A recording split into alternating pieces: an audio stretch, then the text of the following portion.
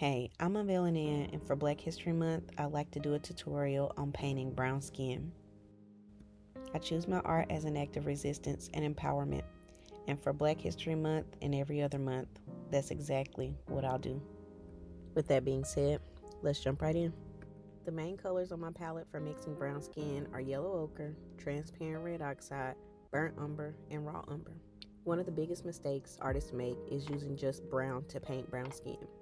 Brown skin isn't just brown, it's layered with depth, warmth, and undertones that bring it to life. And you can also simplify and mix any shade of yellow, blue, and red to make your own brown. Mixing your brown from scratch can give you more control over tone and depth. Melanin is dynamic. It doesn't sit still under light, and it's never one-dimensional.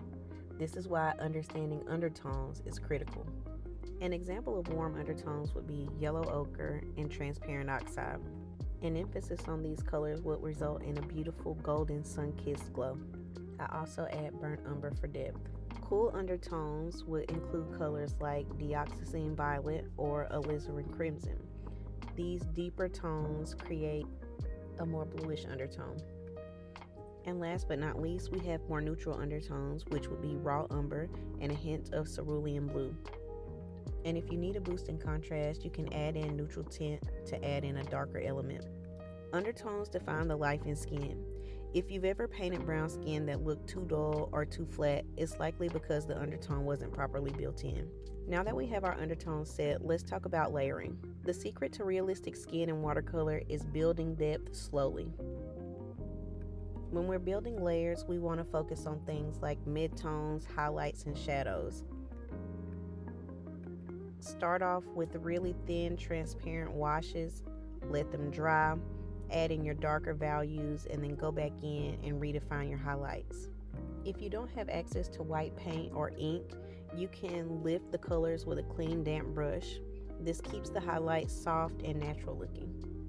For shadows, I do my best not to use straight black.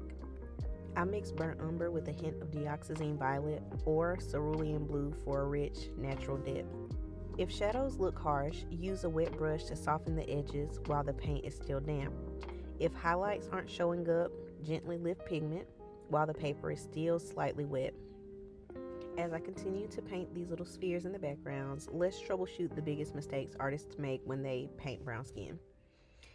Common mistake number one is flat, lifeless skin tones. We talked about this a little before. In order to fix this, use color variations. Add subtle blues or reds to give the skin dimension based on the tone that you want to create. Mistake number two is oversaturated skin. Too dark with no luminosity. Fix this by diluting your layers. Watercolor works best when you build colors gradually. Mistake number three, muddy or dull shadows. The way you fix this is by understanding that shadows shouldn't be just brown. Add a complementary cool tone like dioxazine violet or a touch of blue for balance. Mistake number four, streaky or uneven layers. You can fix this by using a larger brush for the first wash. Keep the surface evenly wet and let each layer dry completely before adding more. As you see in the demo, I don't always do this myself, but as you learn to manipulate and build your relationship with the water to paint ratio, it'll be easier to get the effect that you want over time. And one more tip before we finally get into the demo.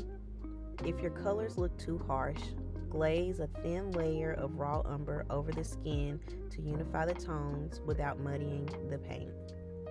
Now let's bring everything together into a final portrait. In this demonstration, I use each of the undertones that we discussed in order to show that lighting can also reflect the undertones that you see displayed and reflected back off of brown skin. I hope this quick little tutorial gave you some insight into the magic of painting brown skin. I'm going to leave you with this demonstration, but before I go, I just want to remind you, what we see, what we paint, programs our minds.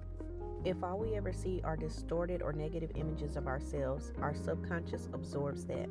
But when we depict ourselves in power, in softness, in divinity, we change the script. This is why your art matters. This is why I create and why I hope you will too. If this tutorial helped you at all, drop a comment. If you feel like I left anything out or you still have questions, also leave me a comment, let me know. This is the beginning of a new and exciting journey for what we're building together here. I look forward to getting to know you guys, building a beautiful system of support and empowerment, and using times such as these as a catalyst to things we never even thought possible. Enjoy the rest of the demo, and know you're a creator.